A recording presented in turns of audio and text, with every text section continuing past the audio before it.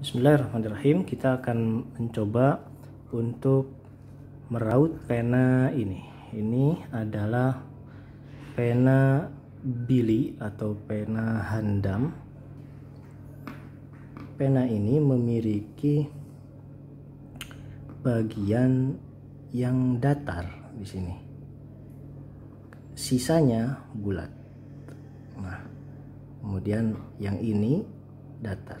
Nah, maka bagian datar inilah yang akan kita jadikan mata pena nantinya. Maka bagian datar ini kita simpan jari telunjuk tangan kiri kita di sini dan ibu jari memegang kebalikan dari pena tersebut atau perut penanya atau bagian yang bulat di sini.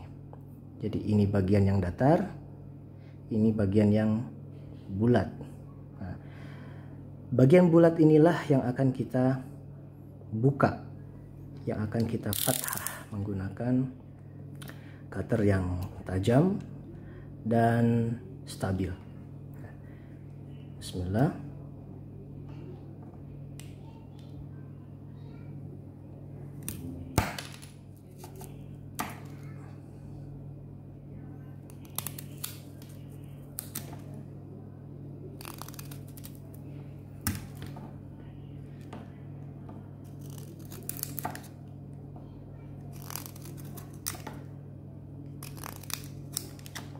Pastikan bahwa bagian yang datarnya tidak kena, ya, tidak habis. Betul-betul daerah sininya harus datar, kiri kanannya harus seimbang.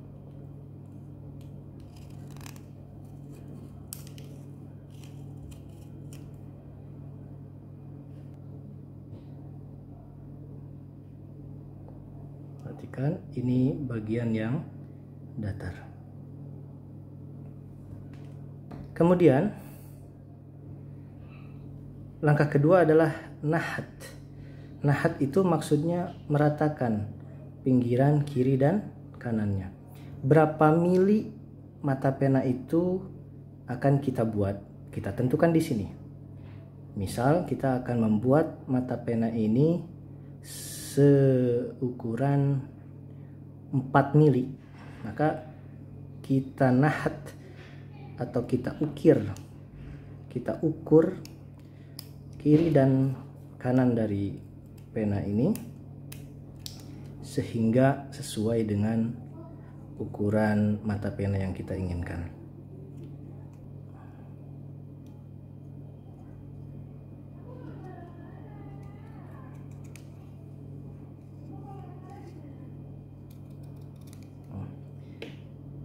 Kita ukur di sini, perhatikan.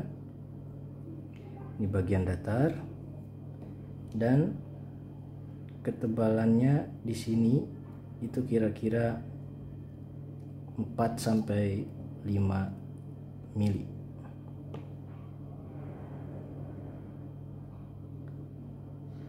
Ketebalan bagian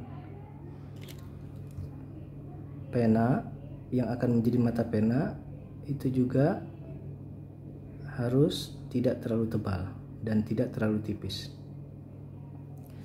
Setelah selesai,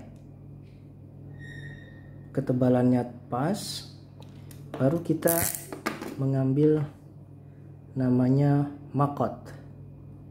Cara mengkotnya atau memotong mata pena, dan ini adalah yang paling penting, dan ini adalah bagian yang paling penting.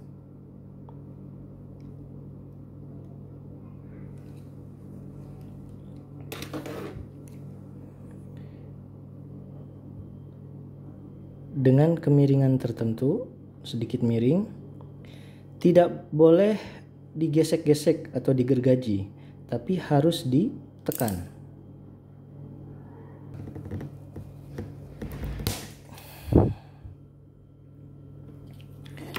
Kemudian perhatikan kehalusan daerah mata pena. Kalau pertama kali dipotong, biasanya daerah mata pena itu masih terlihat kasar. maka perlu kita haluskan kembali daerah sini.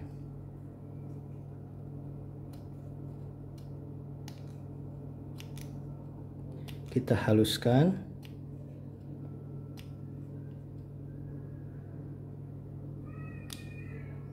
sehingga bagian atas dengan bagian bawah itu halus. Kita perhatikan bahwa di sini masih tebal kelihatannya, ya.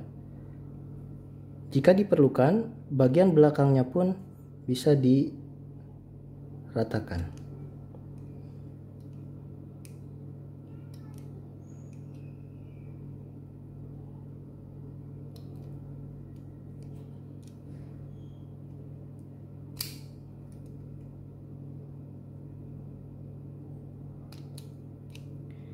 Dan kalau misalkan kemiringan terasa belum tepat atau ketebalan mata pena juga terasa belum tepat, maka di sini masih bisa kita ratakan sesuai dengan keinginan kita. Jika dirasa sudah sesuai bagian mata penanya, ketebalannya, maka bisa kita kembali mengkotnya.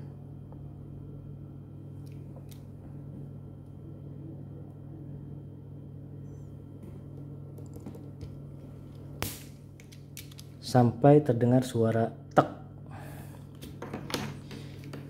Lalu langkah terakhir adalah membuat majro al-hibr atau tempat mengalirnya tinta.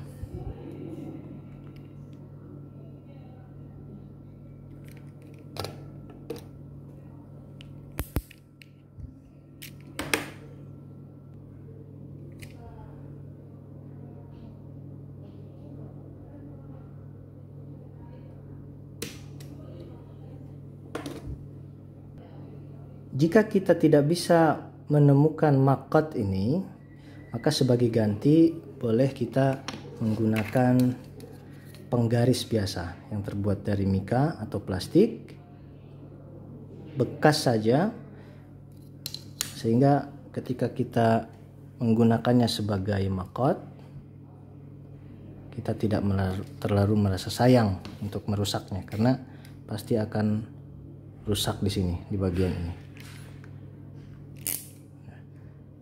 Demikian. Dan sekali lagi hati-hati memegangnya. Memegangnya harus sangat hati-hati supaya tidak melukai tangan kita. Untuk mencoba apakah belahan ini berfungsi atau tidak, maka cobalah kita celupkan pena ini ke dalam tinta. Lalu lihat apakah tinta yang dicelupkan tadi ada di belahan tadi atau tidak.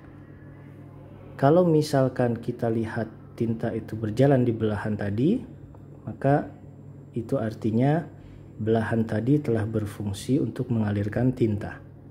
Jika tidak, maka ulangi sekali lagi.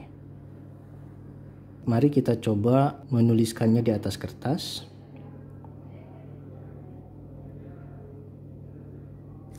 Apakah hasilnya bersih atau tidak? Jika di daerah pinggir-pinggirnya bersih, maka itu artinya mata pena kita sudah berhasil rautannya. Tapi jika di bagian ujung-ujungnya ada terlihat berambut atau tidak rata, maka kita perlu mengulangi langkah kedua yaitu nahat, dan langkah ketiga yaitu qat atau memotong mata pena. Demikian tutorial memotong pena. Wassalamualaikum warahmatullahi wabarakatuh.